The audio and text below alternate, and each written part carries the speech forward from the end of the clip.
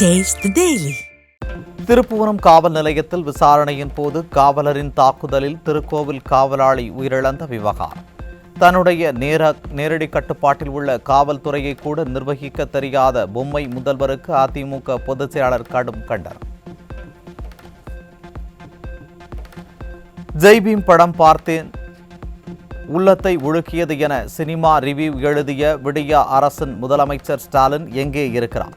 Vignesh lockup மரணத்தின் போது சட்டப்பேரவையிலேயே பச்சை பொய் பேசியவர்தானே நீங்கள், இதற்கும் அதேபோல் பொய்தான் பதிலாக வருமா ஸ்டாலின் என அதிமுக பொதுச் செயலாளர் கேள்வி.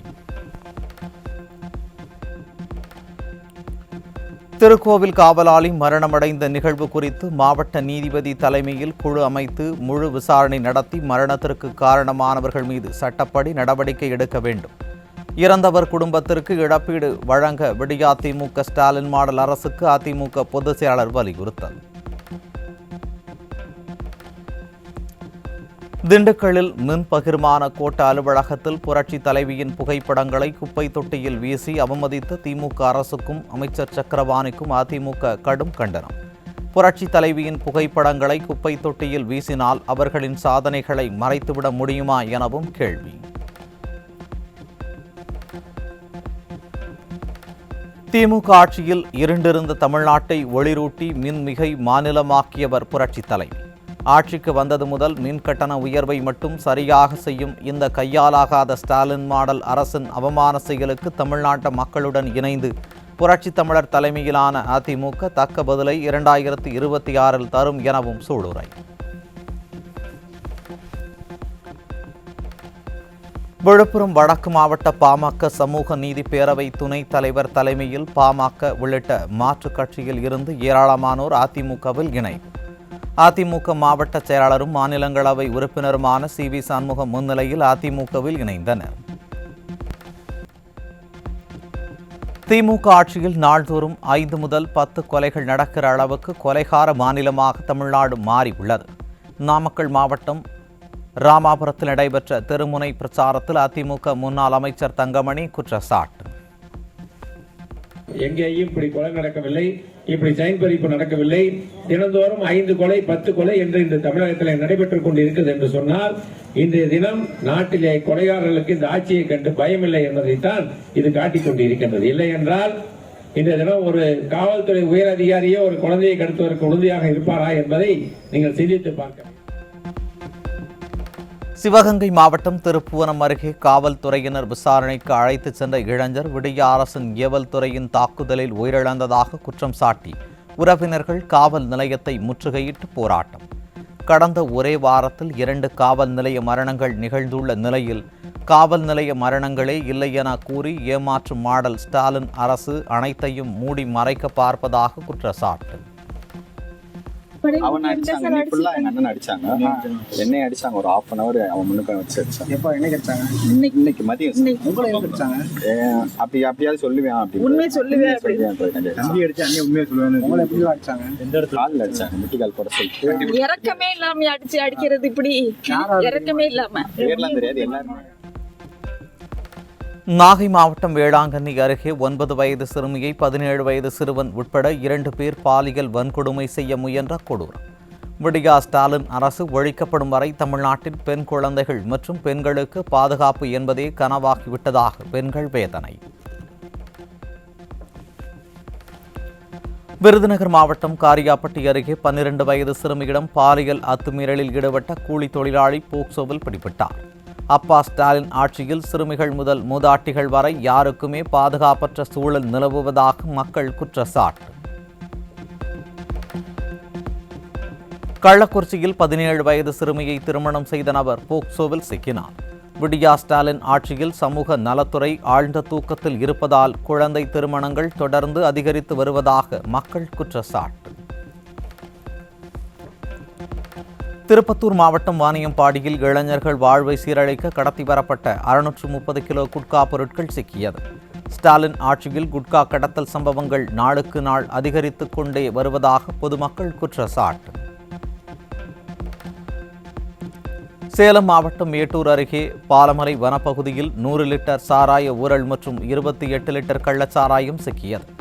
ஸ்டாலின் ஆட்சியில் கள்ளச்சாராய மரணங்கள் ஏற்பட்டும் திருந்தாத திமுக அரசு மக்கள் நலனில் அக்கறையின்றி செயல்பட்டு வருவதாக குற்றச்சாட்டு.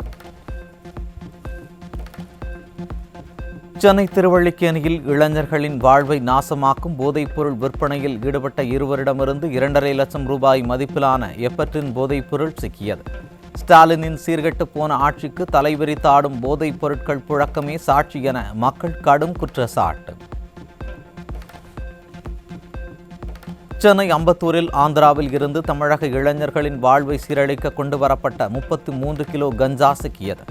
மாநில எல்லைகளில் சோதனையை பலப்படுத்தாமல் விடியா திமுக அரசு அலட்சியம் காட்டுவதற்கு மக்கள் கடும் கண்டனம்.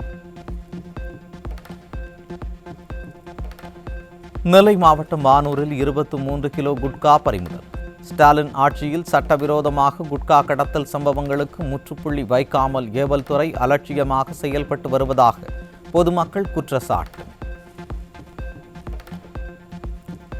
தூத்துக்குடி திரேஸ்புரம் நாட்டுப்படகு மீன்பிடி துறைமுகத்தில் இருந்து இலங்கைக்கு கடத்த இருந்த 30 லட்சம் ரூபாய் மதிப்பிலான பீடி இலைகள் சிக்கியது.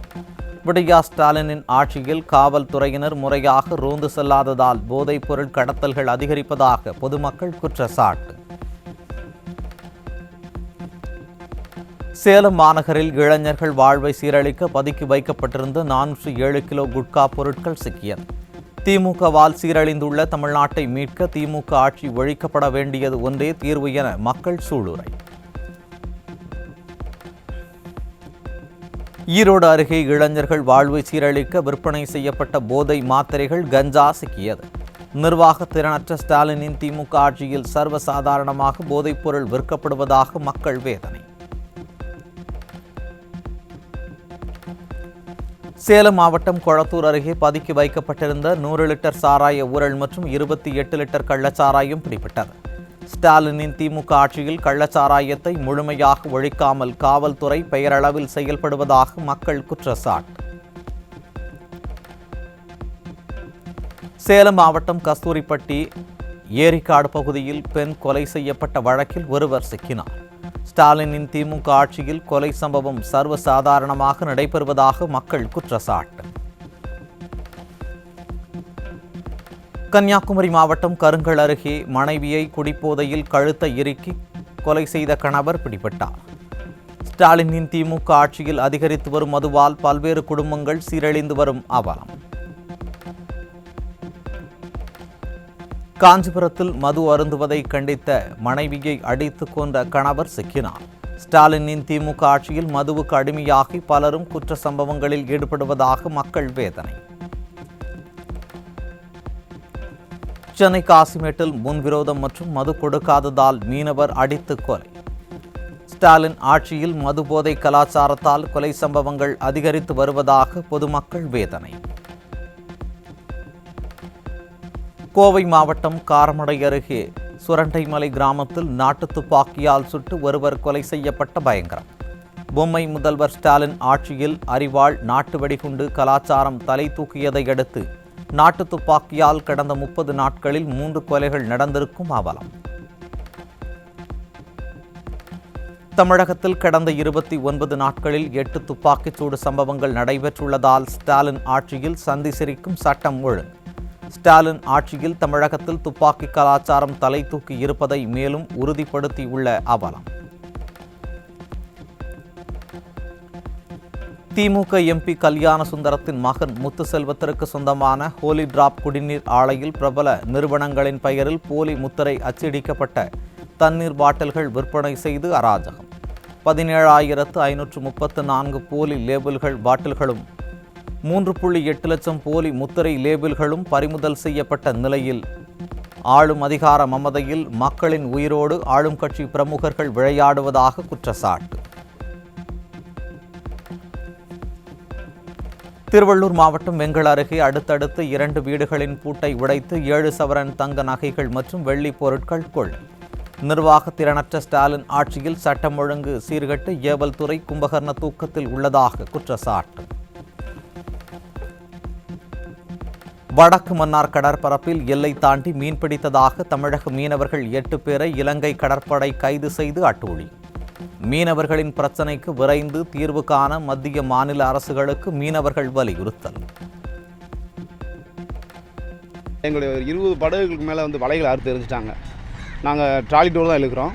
இழுவையில் வந்துட்டு இருக்கும்போது எங்களுடைய வலைகளை கத்தி கம்புகளை போட்டு அறுத்து 2 பக்கமும் அறுத்து விட்டாங்க. திருப்பி மீண்டும் நாங்கள் அந்த வலையில் எடுக்க முயற்சி பண்ணோம். அந்த 4 படகுகளை எங்களை படகுகளை மீண்டும் பிடிக்கிறதுக்கு முயற்சி பண்ணதுனால எங்களை வலைகளை கைவிட்டுட்டு நாங்கள் கரை நோக்கி வந்துட்டோம்.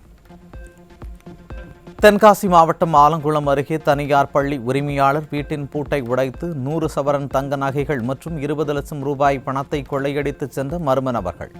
தங்கமும் பணமும் திருடப்படாத நாட்களே இல்லை என்ற நிலையில் சட்டம் ஒழுங்கு சிறப்பாக உள்ளது என ஸ்டாலின் வெற்று பெருமை பேசுவது வெட்கக்கேடானது என மக்கள் விமர்சனம். புதுக்கோட்டை அருகே 3 நாளாக மின்சாரம் இல்லாததை கண்டித்து பொதுமக்கள் சாலை மறியல். ஸ்டாலின் ஆட்சியில் மின்கட்டண வசூலிப்பில் காட்டும் கெடுபிடியை தடையில்லா மின்சாரம் வழங்குவதில் மின்வாரியம் கவனம் செலுத்தாதது ஏன் என மக்கள் கேள்வி. தமிழ்நாட்டில் வரும் செவ்வாய்க்கிழமை முதல் மின்கட்டணம் 3.16% உயர்த்தப்பட உள்ளதாக தகவல் வெளியாகியுள்ளதால் மக்கள் அதிர்ச்சி. மாதம் ஒருமுறை மின்கட்டணம் என பொய் கூறி ஆட்சிக்கு வந்த ஸ்டாலின் அரசு ஆண்டுக்கு ஒருமுறை மின்கட்டணத்தை உயர்த்தி தங்களை கார் இருளில் தள்ளிவிட்டதாக மக்கள் வேதனை. மதுரை மாவட்டம் கோவில் பாப்பாக்குடியில் திமுக அமைச்சர் தொடங்கி வைத்த புதிய பேட்டரி ஆட்டோ முதல் நாளிலேயே பழுதாகி நின்ற அவலம். விளம்பர வெறியின் உச்சத்திற்கு சென்றுள்ள ஸ்டாலின் அரசு விளம்பரத்திற்காக தரமற்ற வாகனங்களை கொடுத்து இன்னலுக்கு ஆளாக்குவதாக பணியாளர்கள் வேதனை.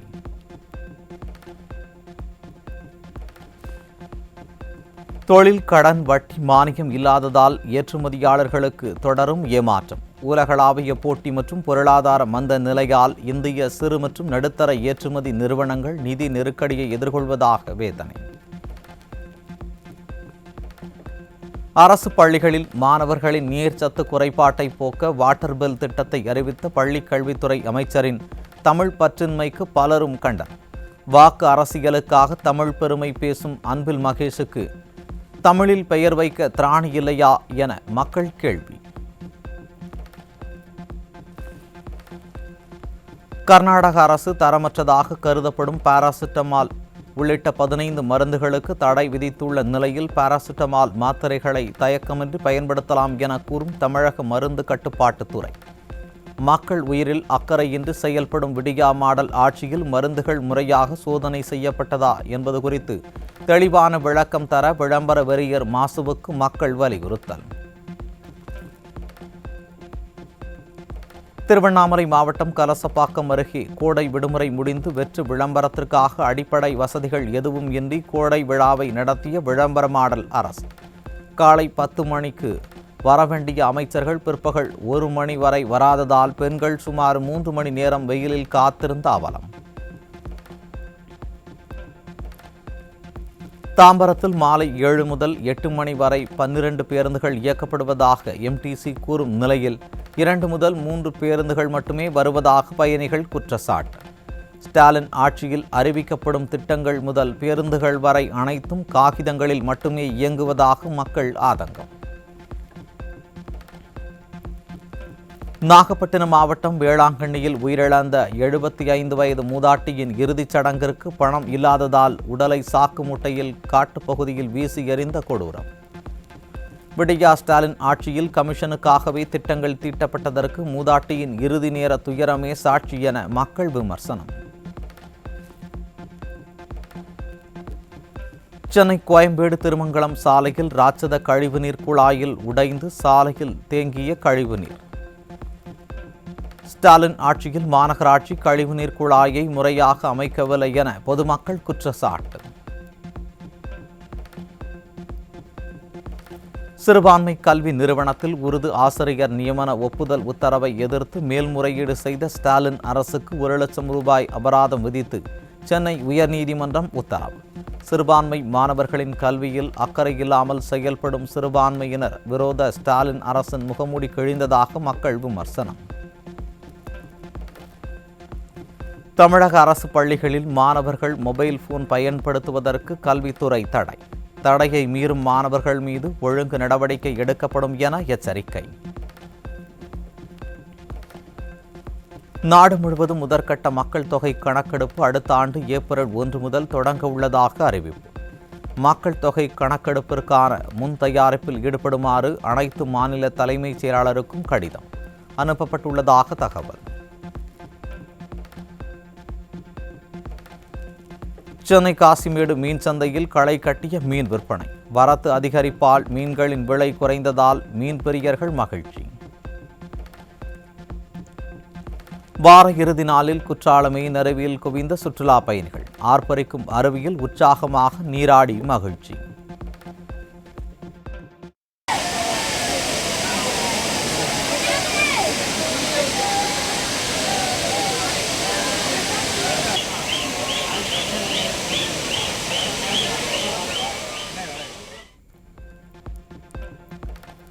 சேலம் மாவட்டம் மேட்டூர் அணைக்கு நீர்வரத்து வினாடிக்கு 80,900 கன அடியில் இருந்து 68,000 கன அடியாக குறைவு.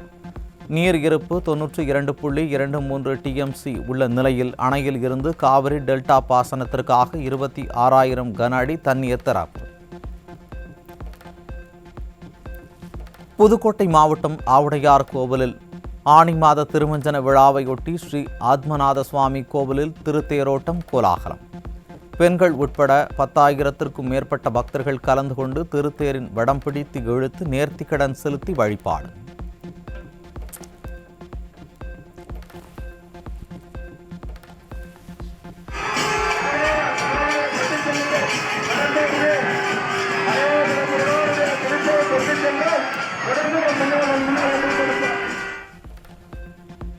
முல்லைப் பெரியாறு அணையின் நீர்மட்டம் 136 அடியை எட்டியுள்ள நிலையில் தமிழகம் மற்றும் கேரளாவிற்கு நீர் திறக்க ஏற்பாடு.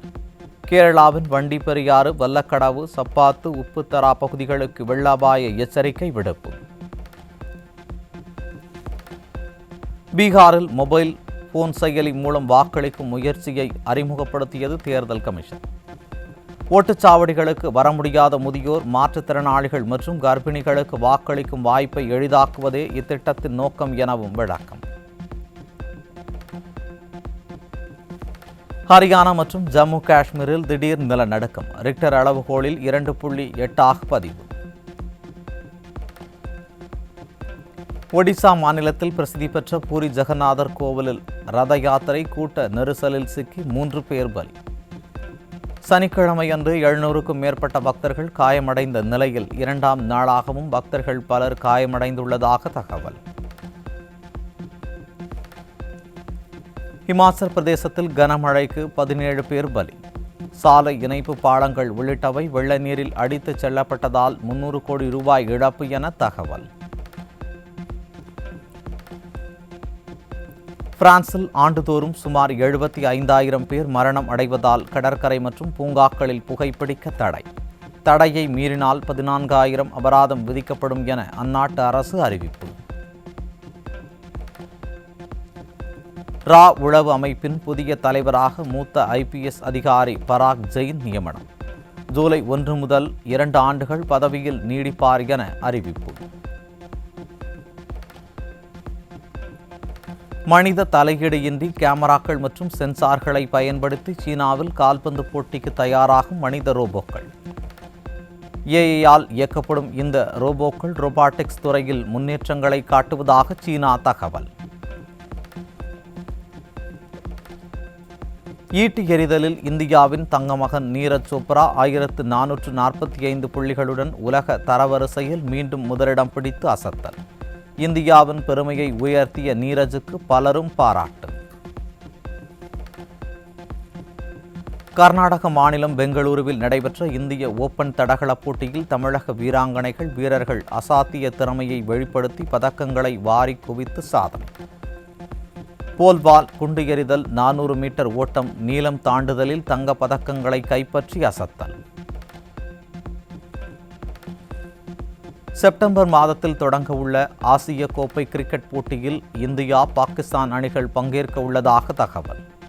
ஆபரேஷன் சிந்தூருக்கு பிறகு இரு நாடுகளும் சர்வதேச போட்டிகளில் முதல் முறையாக பங்கேற்க உள்ளதாக செய்தி வெளியீடு. TNPL கிரிக்கெட் போட்டியில் கோவை கிங்ஸ் அணி அசத்தல் வெற்றி. மழை குறுக்கிட்டதால் டிஎல்எஸ் முறைப்படி நடைபெற்ற போட்டியில் சேலம் அணி தோல்வி.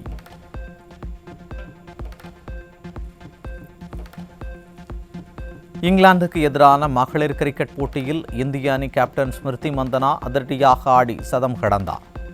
ஒருநாள் டெஸ்ட் மற்றும் T20 தொடர்களில் சதம் அடித்த முதல் இந்திய வீராங்கனை எனும் பெருமையை சூடிய மந்தனா. விஜய் சேதுபதியின் மகன் சூர்யா நடித்துள்ள ஃபீனிக்ஸ் திரைப்படம் ஜூலை 4ஆம் தேதி வெளியாகிறது. அனல் அரசு இயக்கத்தில் இப்படம் உருவாகியுள்ளது. ஜிவி பிரகாஷ் நடித்துள்ள பிளாக்மெயில் திரைப்படம் ஆகஸ்ட் 1ஆம் தேதி ரிலீஸ் தேதியை அறிவித்தது படக்குழு.